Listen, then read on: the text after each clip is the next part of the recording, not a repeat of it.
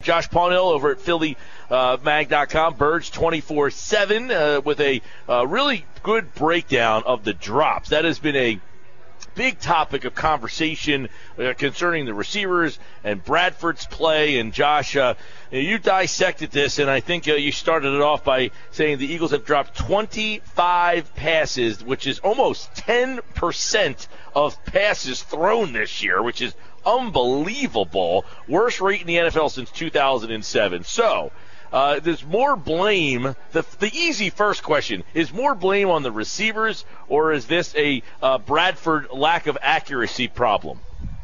Well, in this game at least, it's certainly on the receivers. There were at least 8 drops. You could argue possibly 9 or 10, but I think 8 is a very reasonable number. One of them, there was one pass where Bradford threw it behind Sproles and he had to twist around, and he got a hand on it, but that was on Bradford. But practically all the other ones, there were a couple of tough passes for Ertz and Austin, but they were catchable. And then there were at least 4 or 5 that were, the receivers had not just in one hand of their hands. So certainly on the receivers. And, the drops that were on the receivers were in the most costly times. The Eagles had 2 drops in the red zone. They had at least 4 drops on third downs, which has obviously been a big problem for the Eagles this year. So certainly, in pretty much every way you look at it, it's been on the receivers. And the biggest problem is it's not just one receiver, but it's 4 or 5 different guys. Yeah, and a lot of people, looking at, as you mentioned, the drop passes in terms of where the ball is being placed. Now, you did a lot of video and still frames at PhillyMag.com. Check this out because it's a really good view of what Bradford's seeing and where his throws are going. Specifically, let's start with that Huff one. He's in the end zone and, he's kind of coming back towards the ball. I would say that's a ball that you want your wide receiver to catch. I think Bradford makes a really good throw to get it through the crowd there. But what happened on that particular play?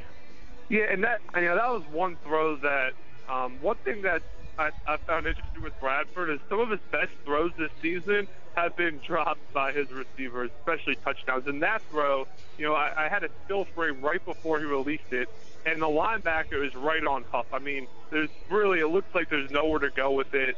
If you just look at it, you're like, why would he throw it to him? But then he delivers a great pass. He gets it up, which is the key, not necessarily left or right, but he gets it up, which is the most important part. And he gives Huff, Huff has to turn back for it, but he gets both hands on it. It's not like it was on his fingertips. It was in the palms of his hands, and he just dropped it. He bobbled it at first, and then he tried to get it a second time, and by that point he was falling to the ground, and the linebacker was able to disrupt the catch.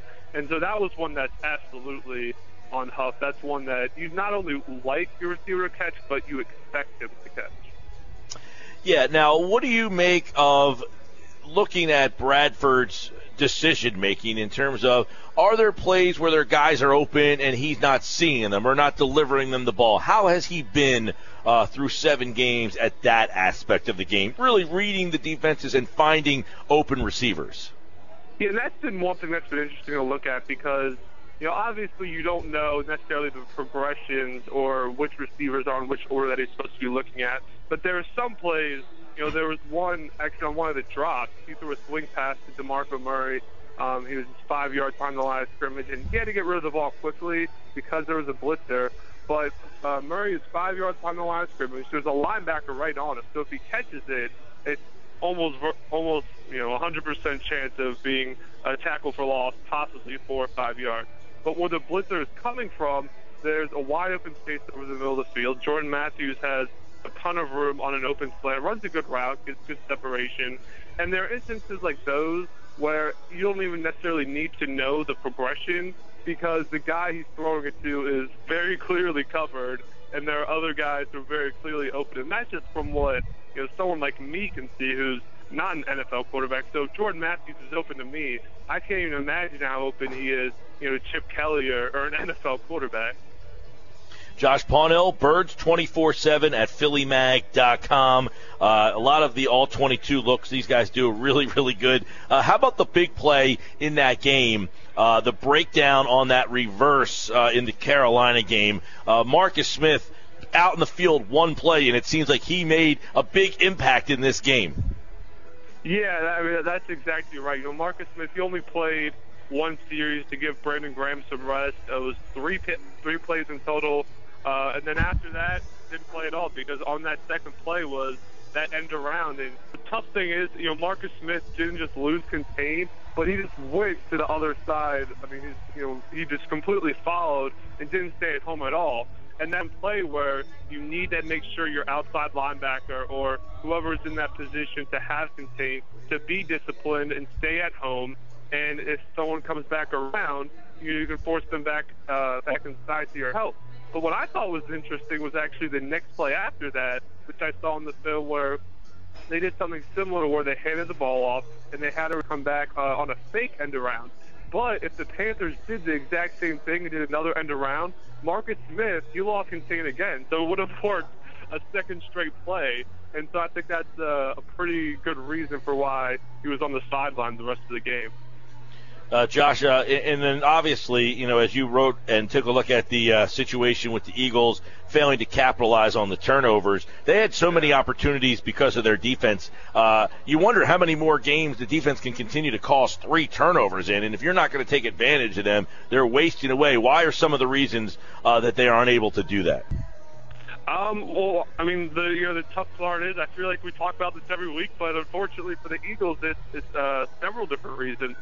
Sometimes it's drops. As I mentioned before, the Eagles had 2 drops in the red zone, a Huff touchdown, but also Darren Sproles dropped a ball that he absolutely should have caught inside the 10-yard line, probably would have given the ball close to the 5-yard line, and that was a play on first down. You also have a couple of run plays the Eagles ran back-to-back on one trip into the red zone where you have an inside zone where the 2 defensive tackles just kind of blew up the play on the inside. The interior offensive line didn't do a great job, getting movement and moving their guys off the ball. And then the play after that was a sweep. And you have Alan Barber, who misses his cut block on Luke Kuechly. Obviously, Kuechly is a great player, one of the best linebackers in the NFL, but Barber just completely whiffed. And it looked like a play that could have gone for 4 or 5 yards, maybe more. And that was a second down play, so it would have set up 3rd and short instead of 3rd and 9, which it was. So it's small mistakes like those that just pile up, because if you just have one of those in the drive, it's okay. But when you have them on back-to-back plays, that leads you to settling for field goals and 6 points off of 3 turnovers instead of touchdowns. Yeah, and it's a good look, and it's, again, back down to the execution. I thought Kelsey really got whipped inside by Short. He had a tough night against Short. Kelly as well. Short really dominated and was a disruptive player throughout the night. And then, as you mentioned, Kuechly and Davis were just awesome. But that goes back to what Sam Bradford said on Sunday night, which was the game plan was to go underneath. Everything was kind of supposed to be underneath. With those 2 linebackers and the push that they got in the middle, that doesn't sound like the greatest game plan in the world. Well, there's two components to that. I agree with you in one element in terms of, I thought this was an interesting quote by Bradford. He talked about that, but also on the 3rd down screenplay that obviously Chuk got a lot of criticism for. Bradford talked about, we thought we could get to outside, and then he said, but, Kuechly and Davis were just sideline to sideline all over the place the whole game. So when he said that, my question really was, well, then why would you call the screenplay on 3rd and 9? But the other element is, they have the safety. They did a lot of single-eye safety and lining up a guy, deep downfield to take away those big plays, which, I mean, when you have that, it's understandable to, attack the intermediate routes. But the Eagles still weren't doing a lot of, you do 4 verticals, or you could do different, crossing route combinations, which they did do. But the problem isn't just them calling the plays, but them executing. There were several plays where, Bradford threw the ball to an intermediate receiver. There's one 3rd down play I'm thinking of, Jordan Matthews, where he caught a ball, or he dropped the ball, which he, again, absolutely should have caught. That was around the 1st down mark. So you did have some intermediate throws that were open, that they just weren't hitting. So, and then you have the other thing where Bradford seems to have a tendency to check down maybe sooner than Chip would like. Good stuff from Josh. As always, check them out over at PhillyMag.com, Birds 24/7, and get all your Eagle stuff there. Check out those all 22 pieces those guys do. You can really get a very good sense of the things that are happening and the issues that this team is having at 3-4. They'll get ready for the Dallas Cowboys in 2 weeks. Josh, we'll talk to you next week, pal. Thanks a lot. Thanks for having me.